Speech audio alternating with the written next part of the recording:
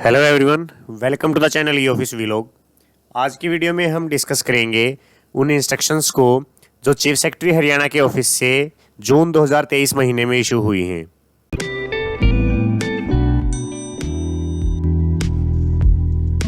जो सबसे पहली इंस्ट्रक्शन है 1 जून को ही इशू हुई थी, वो HKRNL के जो एम्प्लॉयज़ हैं उनके लिए है।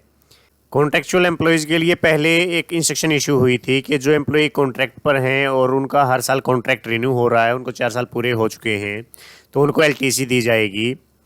इसके बाद HKRN से रिलेटेड एम्प्लॉयज़ को LTC देने के लिए कई डिपार्टमेंट्स ने राय मांगी थी गवर्नमेंट की। तो HKRN के एम्प्लॉयज़ को LTC प्रोवाइड करने से मना कर दिया गया है गवर्नमेंट के द्वारा। जो एम्प्लॉयज़ HKRN के थ्रू लगे हुए हैं या फिर आउटसोर्सिंग पॉलिसी पार्ट 1 के तहत लगे हुए हैं, उनको LTC प्रदान नहीं की जाएगी। इसके बाद जो नेक्स्ट इंस्ट्रक्शन है वो इलेक्शन डे पर पेड हॉलीडे से रिलेटेड है।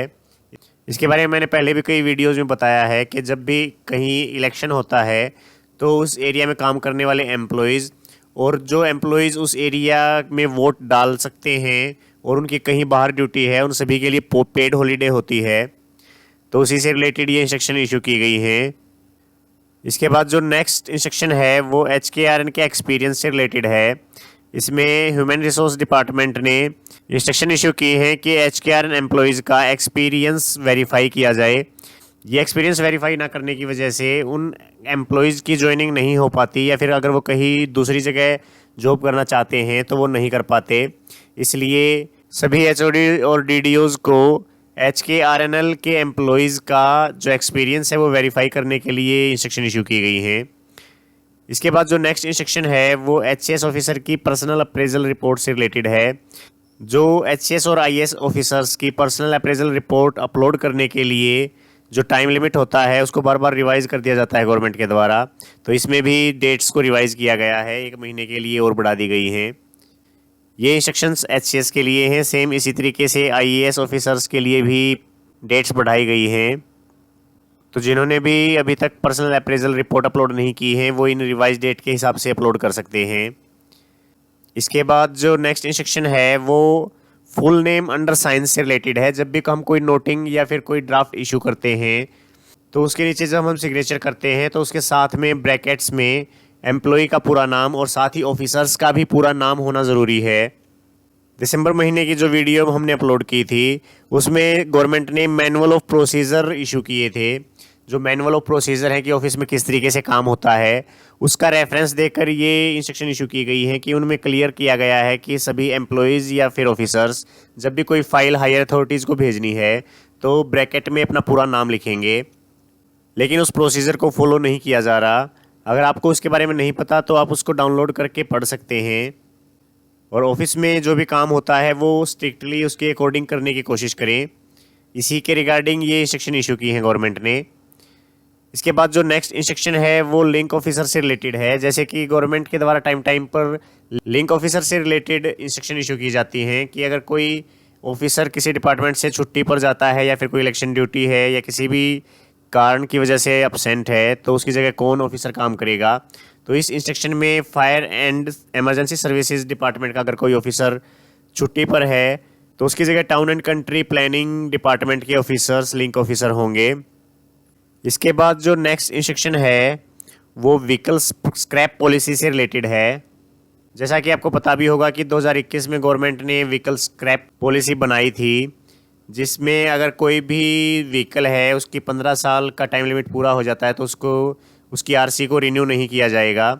तो उसी के अकॉर्डिंग ये इंस्ट्रक्शन इशू की है गवर्नमेंट ने कि अगर गवर्नमेंट डिपार्टमेंट में भी कोई व्हीकल ऐसा है जिसके 15 साल पूरे हो चुके हैं तो उसको भी व्हीकल स्क्रैप पॉलिसी के तहत उसको स्क्रैप में दे दिया जाए। तो ये इंस्ट्रक्शन गवर्नमेंट ने गवर्नमेंट व्हीकल्स के लिए इशू की हैं। इसके बाद जो नेक्स्ट इंस्ट्रक्शन है वो प्रमोशन में रिजर्वेशन से रिलेटेड है। CM हरियाणा ने भी अनाउंसमेंट की थी कि प्रमोशन में रिजर्वेशन दी जाएगी, तो उसको फॉलो करने के लिए ही ये इंस्ट्रक्शन इशू की गई हैं। इसमें सभी ACS को ये इंस्ट्रक्शन इशू की गई है कि HRMS में से सैंक्शन पोस्ट का डाटा लेकर प्रमोशन में रिजर्वेशन देने के लिए मिनिस्टर इंचार्ज के थ्रू चीफ मिनिस्टर से परमिशन ली जाए। इसके बाद जो नेक्स्ट इंस्ट्रक्शन है वो भी प्रमोशन में रिजर्वेशन से रिलेटेड है। लेकिन इसमें एक कोर्ट केस में सुप्रीम कोर्ट के डिसीजन का हवाला दिया गया है। ये कोर्ट केस फ़िलहाल सुप्रीम कोर्ट में पेंडिंग है, लेकिन इंटरिम ऑर्डर इशू हुए थे, उसमें 3 पॉइंट हैं कि SC और ST की जो रिप्रेजेंटेशन है गवर्नमेंट डिपार्टमेंट्स में, उसका डाटा कलेक्ट किया जाए। उसके बाद कैडर वाइज इस डाटा को एप्लीकेबल किया जाए। अगर कोई रोस्टर बना हुआ है, जैसे रोस्टर रजिस्टर बनाए जाते हैं, उसमें कोई भी प्रमोशन हो, उसमें अगर कोई रिजर्वेशन दी जाती है तो रोस्टर पॉइंट के हिसाब से दी जाती है। अगर रोस्टर बने हुए हैं तो वहाँ से डाटा कलेक्ट किया जाए, और अगर प्रमोशन में वैकेंसीज फिल की जानी है तो उसी के अकॉर्डिंग फिल की जाएँ। जब तक इसमें फाइनल डिसीजन नहीं हो जाता तब तक इन पॉइंट्स को फॉलो करने के ऑर्डर इशू किए हैं गवर्नमेंट ने। इसमें साथ के साथ एक बात और भी है कि अगर कोई भी प्रमोशन ऑर्डर इशू होते हैं तो उसमें ये लाइन भी डाली जानी चाहिए कि promotion is subjected to the final decision in the above case. इस केस में जो भी फाइनल डिसीजन होगा उसके सब्जेक्ट रहेगी प्रमोशन। अगर कोई एडवर्स ऑर्डर इशू होता है तो उसका प्रमोशन पे भी इफेक्ट पड़ेगा। इसके बाद जो नेक्स्ट इंस्ट्रक्शन है वो एनुअल प्रॉपर्टी रिटर्न से रिलेटेड है HCS ऑफिसर्स की। जैसा कि आपको पता भी होगा कि एनुअल प्रॉपर्टी रिटर्न सभी एम्प्लॉयज़ को 30 अप्रैल तक भरनी ज़रूरी होती है, लेकिन HCS ऑफिसर्स के लिए टाइम बढ़ाकर 25 जुलाई 2023 कर दिया गया था। अगर आप में से भी किसी ने अभी तक एनुअल प्रॉपर्टी रिटर्न सबमिट नहीं की है तो आप इंट्रा हरियाणा से कर सकते हैं। इसके बाद जो नेक्स्ट इंस्ट्रक्शन है वो IAS के ट्रैवलिंग अलाउंस से रिलेटेड है। इसमें गवर्नमेंट ने कुछ IAS ऑफिसर्स से जिनकी न्यू ज्वाइनिंग है उनसे ऑप्शंस मांगे गए हैं कि वो जो अपना ट्रैवलिंग अलाउंस है वो हरियाणा ट्रैवलिंग अलाउंस रूल्स के तहत लेना चाहते हैं या फिर जो IAS के लिए अलग से रूल होते हैं उनके अकॉर्डिंग लेना चाहते हैं। जिन IAS ऑफिसर्स ने अभी तक अपने ऑप्शन नहीं दिए हैं उनके नाम भी साथ में लगाए गए हैं, तो ये सभी ऑफिसर्स अपने ऑप्शन सबमिट करवा सकते हैं। ये ऑप्शन चेंज भी किए जा सकते हैं, जब भी कोई रूल मॉडिफाई होता है या फिर रिवाइज होते हैं तो ये ऑप्शन चेंज कर सकते हैं। इसके बाद जो नेक्स्ट इंस्ट्रक्शन है वो Haryana civil services punishment and appeal rule से रिलेटेड है।